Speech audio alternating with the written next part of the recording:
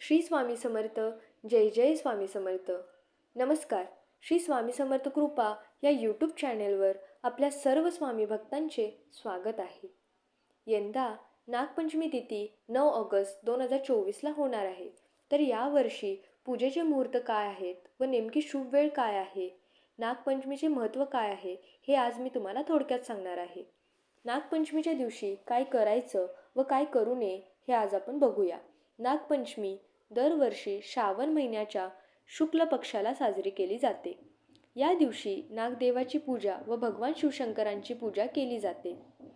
तसेच घरी नागदेवाची प्रतिमा किंवा मूर्तीचीही पूजा केली जाते. नागदेवतेची व शिवशंकरांची पूजा केल्याने कालसर्पदोषासह जीवनातील सर्व समस्यापासून मुक्ती मिळते व जीवनात सुख समृद्धी मिळते. पंचांगानुसार यावर्षी नागपंचमी 9 ऑगस्टला आहे. या दिवशी सकाळी 8:15 शुभ तिथी सुरू होणार आहे व दुसऱ्या दिवशी सकाळी 6:09 समाप्त होईल. जर प्रदोष काळात नागदेवतेची पूजा केली म्हणजे सायंकाळी 6:33 ते रात्री 8:20 ही वेळ सर्वोत्तम आहे. तसेच प्रदोष काळ हा भगवान शिवशंकरांना खूप प्रिय आहे. नागपंचमीची पूजाविधी काय आहे हे बघूया.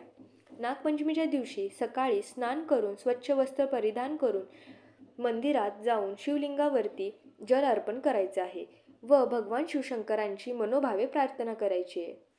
आपल्या घरचा मुख्य दरवाजा, देवघर, स्वयंपाकघर हे दरवाजे स्वच्छ धुवून घ्यायचे आहेत व त्यावरती रांगोळीने नागदेवाचे प्रतीक काढायचे आहेत. आता आपल्याकडे सर्पदेवतेची मूर्ती किंवा प्रतिमा असेल तर त्याची पूजा करायची आहे. त्याला अक्षदा, गंध, फुले व्हायचे आहेत व वाटीमध्ये दूध ठेवायचे आहे व नैवेद्य अर्पण करून पूजा करायची आहे व मनोभावे प्रार्थना करून झाल्यावरती आरती म्हणायची आहे.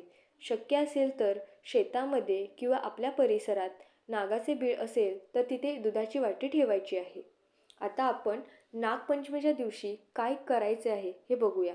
नागदेवाला दूध, मिठाई आणि फुले आपण अर्पण करू शकतोय. मंत्र जप करायचा आहे. जितका मंत्र जप करता येईल तितके आपण करू शकतो. ज्यांच्या कुंडलीमध्ये राहू केतू भारी आहे त्यांनी या दिवशी व्रत ठेवायचं आहे. तर आपण आता बघूया की नागपंचमीच्या दिवशी काय करायचं नाही आहे.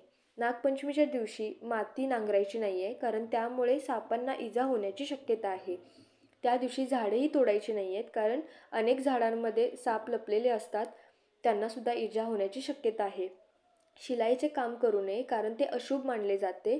आपण लोखंडाच्या भांड्यामध्ये त्या दिवशी अन्न शिजवायचं नाही आहे किंवा खायचं पण नाही आहे.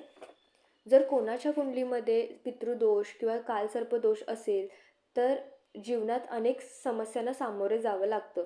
म्हणून नागपंचमीच्या दिवशी श्री सर्प सुक्तीचे पठण करायचे आहे, कारण असं केल्याने त्या व्यक्तीला त्याचा फायदा होणार आहे असं मानलं गेलं आहे. या दिवशी चांदीच्या वस्तू खरेदी केल्या तर ते शुभ मानलं जातं, कारण नागदेवतेंना चांदी ही खूप प्रिय आहे आणि ते संपत्तीचे प्रतीक आहे. जर तुम्हाला ही माहिती आवडली असेल तर प्लीज तुम्ही चॅनलला फॉलो करा, लाईक करा, कमेंट करा व सबस्क्राईब करा. थँक्यू. हर हर महादेव. श्री स्वामी समर्थ. जय जय स्वामी समर्थ.